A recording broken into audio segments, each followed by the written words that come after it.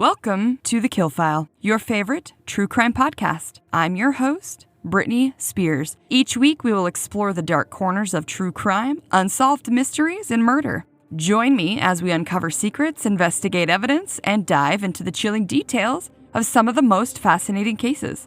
Get ready for a journey into the dark unknown because, in TheKillFile, nothing stays buried forever. Hello there, and welcome to episode 90 of TheKillFile. I'm so glad that you guys are back for another story. Before we jump into today's case, a few quick reminders. First off, please take a second to rate, review, subscribe, or follow on your listening app, as this is one of the best ways to help support the podcast, and it only takes a moment. This will help others to find us and follow along. Next, while you are on your social media platform, take a second to follow TheKillFile. We're on Blue Sky, TikTok, Instagram, Facebook, and YouTube. Also, don't forget to check out the website, TheKillFile.com, where you can suggest a case for me to cover, find our merch shop for your summer gear, or find a gift for that true crime lover in your life.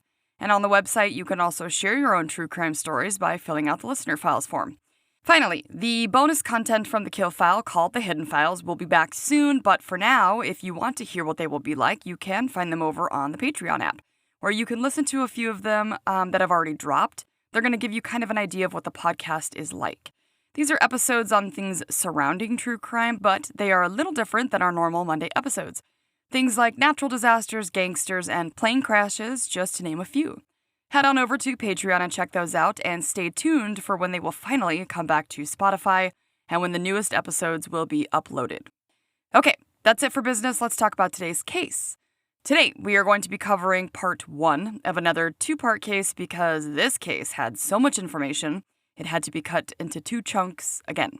Today, we will be talking about the South Korean serial killer named Yoo-Young-chul, aka the Raincoat Killer. Trigger warnings for today are going to be mentioning of a rape of a minor, murder, brutality, and mutilation. Here we go. Today's case is going to take us all the way to Seoul, which is the capital of South Korea, located on the Han River in the northwestern part of the country. The time period we will be discussing the most is between 2003 and 2004, and during that time in Seoul, there were many things of note happening. 10.3 million people were living in the country's capital during the time, as residents of the area were starting to move inward towards the city areas. During the year of 2003, the city and surrounding areas were going through something an AI overview named a quote-unquote hangover from overuse of credit cards from citizens. I'm assuming that means the years prior there was just a lot of consumer business through credit cards, and when people realized how bad the interest rates were going to be and maybe decided to hold back a bit, the people stopped spending as much on their cards, and this would actually lead to some of the credit card companies struggling when it came to their delinquent borrowers. Delinquent meaning the people who were not paying back what they owed or who were late. During this time period, the area would see a horrific fire that broke out in February of 2003 as the Daegu subway fire ravaged. An arsonist had set fire to the metro subway as it had been pulling into the JoongAng station. This act horrifically killed reportedly 192 people, with 151 people also hurt, due to the fire spreading to another train car as it was pulling into the same station. After the incident had taken hold of the city, the citizens of Seoul were afraid of public transit, as people were afraid to take the systems in major cities. Who can blame them? Jesus. Another thing of note happening in the area during the time frame of the murders was starting in 2003, more specifically in July, Seoul had started tearing down some of the larger elevated freeways covering a stream the project was named after, which I know I will completely butcher, called the Cheonggyecheong. This project was the city's turning point for it to be geared more towards quote-unquote smart mobility. In turn, this would help the temperatures in the inner city center be reduced from the ongoings and transit.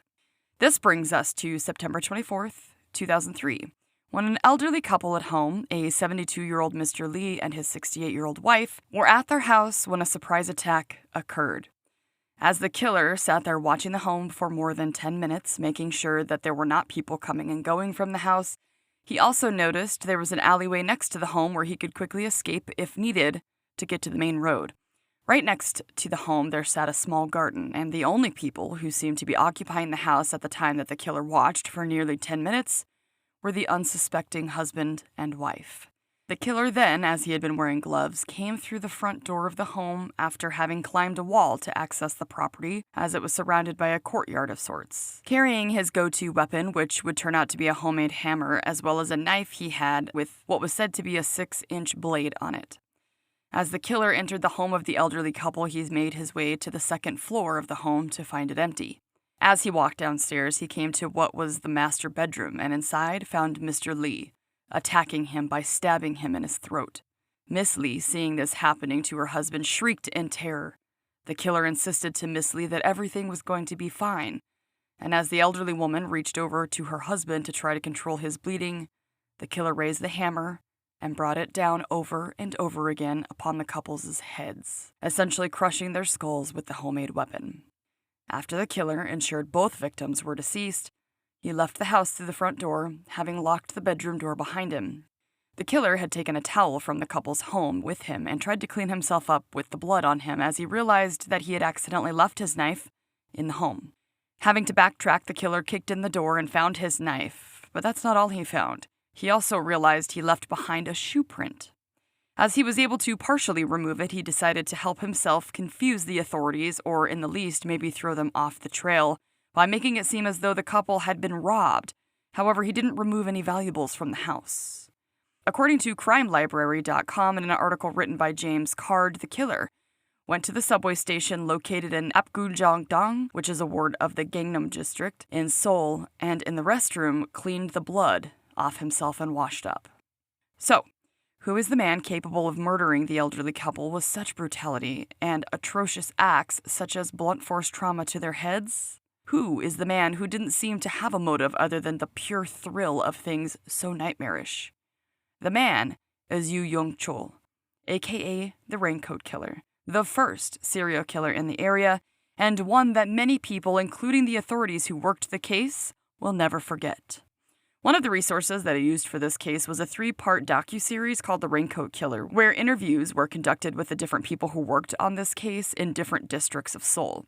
I'm going to use some of the things mentioned, but as the substance of the episodes were interesting, the English dubbed over the Korean language from the people being interviewed just reminded me of anime, and it was almost hard to connect with what they were actually feeling because of it.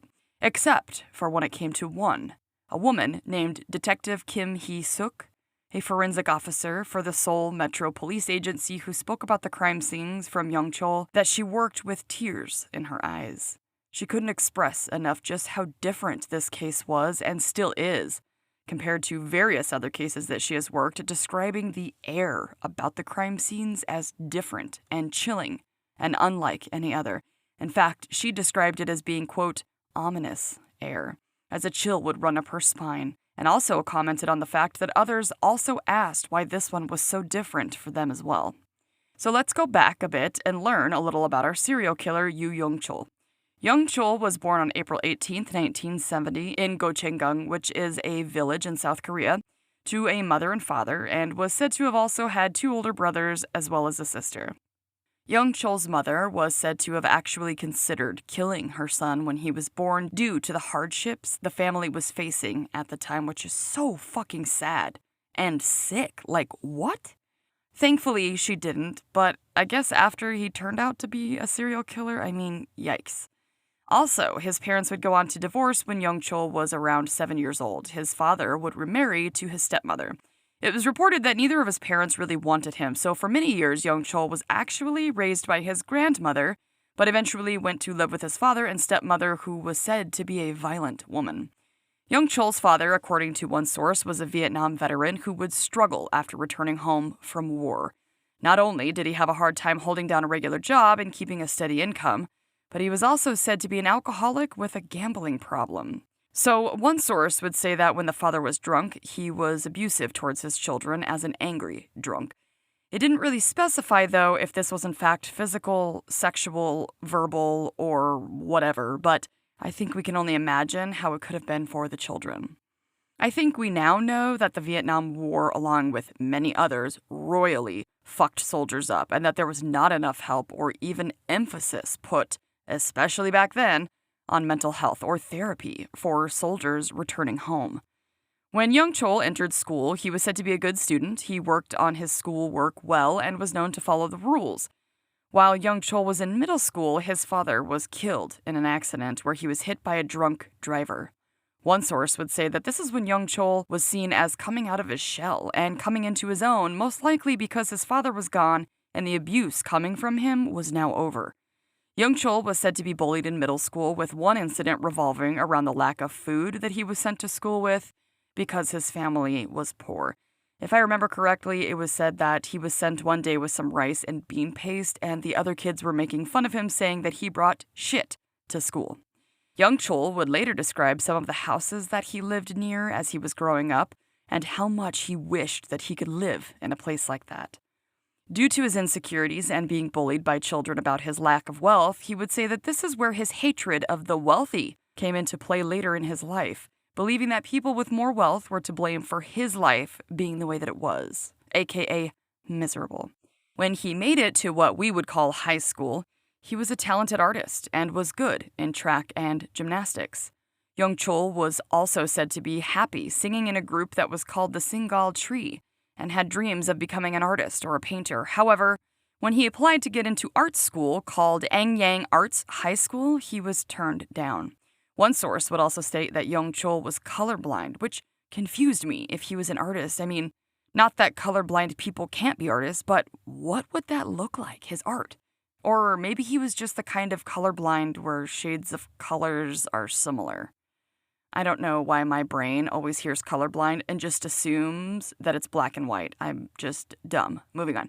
When Young-chul would start a school more focused on technology versus the arts, it was reported that this is when a noticeable change started happening for the young man. Young-chul was known to have stolen a record from a place called Seoul Shopping Center and didn't feel any remorse for the theft. Following in his father's footsteps, I guess Young-chul would take on a leadership role at his school and was said to use that power and dominance to abuse other students.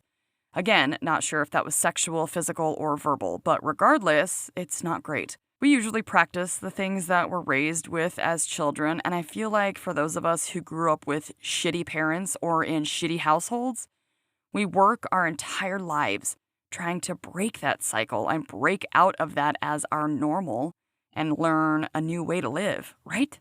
It's so hard, but so fucking worth it. In 1988, Young-chul would get into trouble for theft for stealing from a neighbor's home a cassette player and a guitar, and for this he was placed in juvie, causing him to never graduate from the technical high school that he had been attending. In 1991, Young-chul would again steal. This time it was over $500 in cash as well as a camera, and when he was caught, he would now spend 10 months in prison. On Christmas in 1991, he would meet the woman he would end up marrying, a young masseuse named Ms. Huang, and in this same year, Young-chul would end up getting into trouble. He would go to prison in 1993 for stealing a car that he found that had the keys in the ignition, and when, again, he was caught, he would spend 8 months in prison for this crime. I thought it was crazy that for the stealing of the cash and the camera, he got longer than the car. In 1994, Young-chul and his wife would welcome a son together, and around this time, Young-chul was said to be the happiest he ever was. In the docuseries, as well as other resources, Young-chul was referred to as having epilepsy, and between the years of 93 and 95, he was said to have been treated for the disease in a hospital. In 1995, Young-chul would again be in trouble for the sale, this time of illegal pornography, although I'm not really sure in what ways it was illegal. In 1998, Young-chul was caught and charged with forgery, theft, and identity theft after he would forge some documents that were said to be of official capacity, and he also was caught impersonating government officials, and for those charges, he was given 2 years in prison. This guy just doesn't seem to get it, does he? He is clearly escalating as well in his crimes. They will go from petty to more and more serious. During the time of Young-chul's next arrest and prison stint is when his wife would divorce him, and for good reason. I mean, it's one thing to forge a document or steal a car, but for his next charge, rape, it's a whole other story. In March 2000, Young-chul would be arrested for raping a 15-year-old girl and would be sentenced to 3.5 years in prison for it. With this sentence, he was refused visitation rights to his son as well. After just 2 weeks of being released from prison on September 11, 2003, the Raincoat Killer would claim his first victim. One of the first things that Yoo-Young-chul did as a newly free man was not only visit his mother looking for a place to stay, but he also, according to sources, gathered up some stray dogs in order to test out his homemade weapon, first clubbing them to death. It was stated in numerous sources that while Yoo-Young-chul was in prison, he would spend some time reading and learning about a serial killer in the area named Jang Do-young, a man who robbed and killed wealthy people during the daytime. After Yoo-Young-chul murdered the elderly professor and his wife, the authorities made their way to the horrific crime scene, and upon seeing the victims bludgeoned to death, they could see that the weapon was blunt and possibly sharp, but the markings that it left behind were unknown to them. Because the valuables were not taken and the couple were killed in such a vicious attack, the authorities thought the killer could maybe be known to the victims. And if this was the case, then the case could probably be solved quickly. The first murder took place in Singsa-dong, which is a ward of the Gangnam district. Just a quick FYI, if you haven't noticed already, these crimes are extremely graphic and brutal, and as I try to lessen the graphic nature of the words used in the sources about the murders, in some of them I can't really, so just be aware the descriptions of the crimes in this case can get a little rough. October 9th, 2003, so just over 2 weeks after the first murder, another attack would occur, this time in Gugidong, which is a neighborhood in the Jangno district in Seoul. After taking the subway to the area, Yoo-Young-chul walked around until he found a church, and once he did, he started to look for houses that may represent the occupants inside had some wealth. He found himself an affluent-looking home and started watching the home for a while, just as he had during the first set of murders. After noticing this home did not have a security system as well, Yoo-Young-chul again climbed the wall to the property. I guess at the time, and maybe even now, it was common for homes to have walls around them with a gate, which usually the owners would grow or take care of some bonsai trees or whatever ornamental long foliage they liked inside of the walls, and it was often called a garden. As Yoo-Young-chul made his way towards the home with his gloves on, as he was careful not to leave much evidence behind, he was carrying his homemade weapon. The first person that Yoo-Young-chul seemed to have happened upon was an elderly woman named Miss Kang, the grandmother of the home, who had been coming out of the bathroom when Yoo-Young-chul attacked the poor woman. She would be found deceased near the front door with her head clearly being bludgeoned until she died with the homemade weapon. The next person to encounter the Raincoat Killer was a 60-year-old woman, Miss Kang's daughter-in-law, Mrs. Lee, a mother to the third victim. Yoo-Young-chul would later confess that as the woman came down the stairs, he asked her who else was in the home, and she answered that her husband and son were both upstairs. He then bashed her head until he knew that she was dead and headed up the stairs. As Yoo-Young-chul made his way to the second floor of the home, he came upon a 35-year-old man, Mr. Go, the son of the 60-year-old woman he had just murdered. Yoo-Young-chul then ordered the man to get onto his knees, and after doing so, Yoo-Young-chul bashed the man in the head between 8 and 9 times until the man was deceased, with his skull having been caved in, and all of this would happen on the stairs of the home. The Raincoat Killer searched the second floor of the home for Mrs. Lee's husband, as she had said he was upstairs as well, but he was nowhere to be found. Instead, Yoo-Young-chul happened upon a safe where he would take some things out and throw them about, as he had in the first murder, trying to throw off the authorities as this could be a robbery. Before leaving the home, Yoo-Young-chul cleaned up his footprints behind him with a towel and then walked away. Oh, these random type killers for no rhyme or reason are so scary and so brutal, and it only gets worse from here. The authorities would make their way to the second murder scene after Mr. Lee would come home to find his family murdered. Detective Kim Hee-suk, who was the forensic officer mentioned before, said that the authorities had to come to the house and the blood was all over the stairs. And this is when everyone was quite literally afraid, as they had all wondered if the killer was still in the house, lurking upstairs and lying in wait for them. Later, quoted, Yoo-Young-chul would say, quote, "I may have a few drops of crazy blood running through my body," end quote. Just 1 week later, on October 16, 2003, Yoo-Young-chul took the subway and started walking around the Samsung neighborhood, also in the Gangnam district, until he found a church and a wealthier home to scout out. He again went over the wall wearing gloves, and as he approached the front door, the victim, an older woman aged 69 years old, Mrs. Yoo, was going out to grab the mail. As she went back inside of her home, Yoo-Young-chul followed inside and threatened Miss Yoo with a knife that he had on him. When Miss Yoo told him that no one else was home, he drug his victim to the bathroom and bashed the poor woman over the head 3 or 4 times until she was dead. The Raincoat Killer then threw things around the room in the master bedroom to stage a robbery, cleaned some blood off of his shoes, and cleaned up some smeary footprints on the floor. Now, at the time these occurred, which weren't very far apart, the murders had some similarities to them, but at first the police didn't connect the dots as they were not all in the same jurisdiction. When the murders were finally attached to one another as possibly being from a serial murderer, one of the men working on the case had told his boss that these could all be the same person from the first 3 murders. His boss then told him not to say that again and asked him if he could imagine how people of the area would feel if that were true. It's like people in the area and even the authorities were like denying that they could have their first serial killer in their midst. But they did. From the crime scene of the second murder, there was a footprint found on the AC unit outside of the home, but attached to it. The authorities wondered if he stood there to watch inside of a window or if that's how he got in or out. They were able to match the same shoe prints to the first sets of murders, and this coupled with the same killing styles and seemingly the same murder weapon, they could no longer deny that these could be the same killer. The profiler on the case, which at the time was not a huge thing yet, Il-young, would be the first one in Korea, in fact, and was considered a master at it. When the profiler saw the type of weapon marks left behind on the victims, it wasn't something that he had ever seen before. In fact, the authorities would bring in different weapons that they thought could be the one, and they would hang them on the wall, trying to match the different patterns to the markings.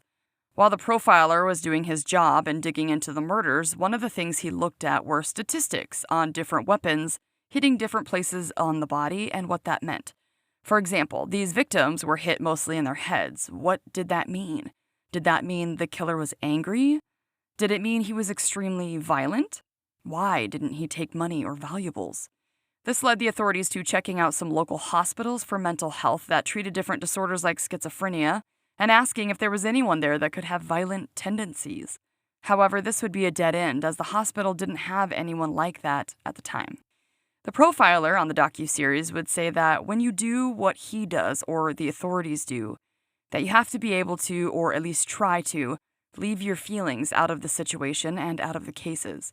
Meaning the feelings of sadness, etc., at what you're investigating or looking at. Because he said that if you don't have control over yourself, you may not be accurate in your conclusions or your work.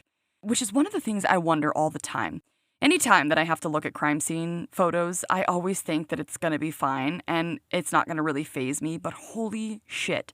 They can quickly make my stomach turn or make me feel so sad and down. I don't know how these people do what they do. They are actual heroes. It cannot be easy to look at this stuff day in and day out and try to leave your feelings at the door in order to catch the son of a bitch who is capable of doing these things to other human beings. The real people who do this kind of work and analyze these horrible things deserve to be recognized for the amazing work they do, and I'm a huge fan and so thankful that people are stronger than I am and can do this for the rest of us and our loved ones. November 18th, 2003, a little over a month from the last attack, would come the next set of murders. As Yoo-Young-chul was making his way off the subway in Jeongnam-gu district, the Raincoat Killer would notice a police station on his way to find a church nearby. This would give him a thought. Maybe the residents near the station felt more at ease because they were so close to the police. He thought maybe this would help if their guard was down. He again found a house in an affluent neighborhood with a surrounding wall and a garden inside of the wall. He made his usual move to watch the house for a bit and make sure he knew his exit strategy. Wearing gloves, he climbed the wall. While he was making his way through the front door, he would admit to hearing the cry of a baby, meaning he knew that there were at least 2 people inside the home, understanding the unlikeliness that the baby was home alone. As Yoo-Young-chul went inside the home, he was able to make it to the stairs without anyone seeing him. As he searched the second floor, there was no one in sight. As the killer made his way down the stairs to the main floor, he ran into the housekeeper, Ms. Bae, a 53-year-old woman. Ms. Bae had asked the man who he was, most likely startled by him. This is when Yoo-Young-chul brought out a knife that he had with him and ordered the poor woman to walk towards the master bedroom. When they entered the main room, there was an elderly man laying on the bed, an 87-year-old man named Mr. Kim. Upon seeing the old man in the bed, the Raincoat Killer immediately struck him upon his head numerous times. Having seen this happen, Ms. Bae held onto the baby tightly as she was undoubtedly scared of what was going to happen next. Yoo-Young-chul took the baby from the woman, placed the baby on the couch, and covered him up with a blanket. He then returned to the woman and began to bludgeon her to death with his homemade weapon. While the Raincoat Killer was scrounging through the home, he came upon a safe. Unable to open it, he used tools to bust it open, but while he was doing this, he accidentally cut himself. Worried that his blood was now in the room and that it could be used to identify or lead back to him, he decided to burn the room or even the house down. It was said that he set the room on fire and grabbed out of the house a jacket because the clothing he had been wearing was covered in blood. Admittedly, Yoo-Young-chul watched the house for about a half an hour without seeing any flames coming from the home. Eventually, Yoo-Young-chul would see a woman coming to the home that seemed like she either lived there or her family did, and upon seeing her go inside, the Raincoat Killer fled. What he didn't know was that he had left behind another footprint as well as his image, albeit the back of him, caught on CCTV footage as he was leaving the home. According to the docuseries, the 1-year-old baby boy that was inside the home would live, thankfully, and the daughter of the man killed inside was the one who came home. I'm assuming that she was the mother of the baby as well, but I can't confirm that from the sources. But I couldn't figure out who else she would have been and where the mother would have been. Both of the adult victims were partially burned, found at the scene with a similar shoe print. It left the authorities wondering if the killer was trying to throw them off his trail, or was he trying to cover up evidence with the fire? At this time, they didn't really have a lot to go on as far as the police went. I mean, they had a shoe print, right? So what they were doing at the time was checking anyone and everyone that they could get their hands on and the types of shoes they wore. The force trying to catch this man were 80 to 200 detectives working around the clock. They would create checkpoints on the roads where they could search vehicles and trunks for any evidence of a killer or crimes. They stopped people who looked suspicious on the streets to check for a type of hammer that they knew that he had been using in the murders, but they always came up with nothing. They were pulling at straws, working long hours, grinding the crime scenes, and doing anything that they could to try to catch this guy. The problem they faced was that there was nothing else they could do with the information they had but wait and hope for more. The authorities were at a fork in the road. Release the information, like the shoe print and the picture of the back of this man that was captured on CCTV footage, and hope that someone would recognize him or see the shoes or whatever, and turn someone in, or hold on to the information and hope something else breaks. The problem with releasing the footage was obviously if they did, the killer could change up his style or pattern to keep the authorities from knowing it was still him or being able to catch him. They decided to release the information about the shoe prints, showing them on the media the fact that they believed their suspect was in his 20s and the picture of him caught on the security footage leaving the home after having killed 2 people in a horrific manner. The fact that he also took the man's jacket and wore it out is just so chilling to me. I don't know why. After the footage was released, no leads to anything concrete and no new murder cases came from their suspect for a bit. This is when things would be shaken up as far as the Raincoat Killer's pattern was concerned. He would no longer enter random people's homes to murder anyone he found inside in brutal and grisly ways, but rather he decided to take his anger towards women out on the vulnerable ones he could find. Now, it would be sex workers. During the time of the murder spree that the Raincoat Killer had been on, he would get money by driving around the red light districts of Seoul and basically extort money from sex workers using a fake police badge.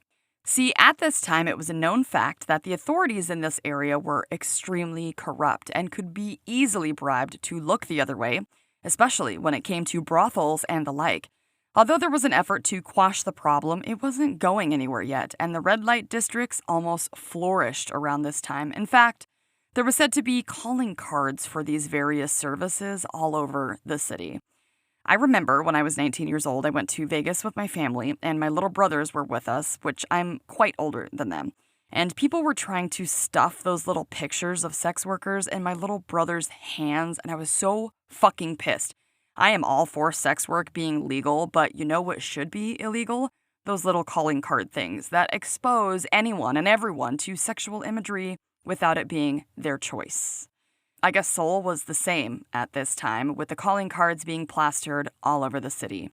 It was estimated at the time that the sex worker industry was valued around $20.4 billion. Yoo-Young-chul was able to afford himself a studio apartment not far from where he had originally grown up, costing him about $450 a month, according to the article written by James Card.